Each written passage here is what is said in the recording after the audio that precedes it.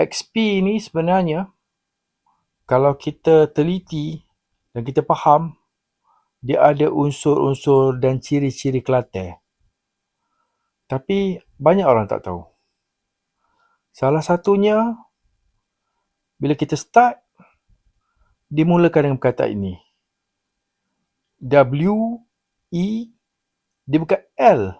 Dia sebenarnya adalah I besar. I besar, C-O-M-E. Ini orang kata welcome.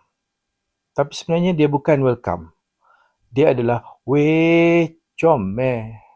Weh comel. Sebab apa dia letak weh comel?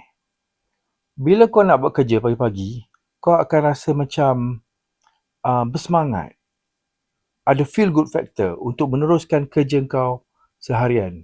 Itu yang pertama. Yang kedua pula,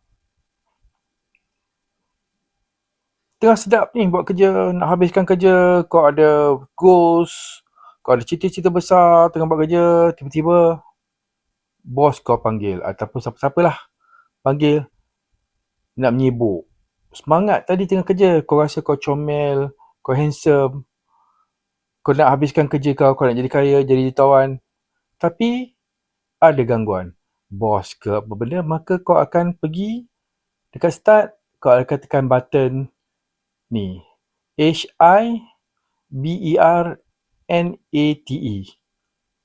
Orang kata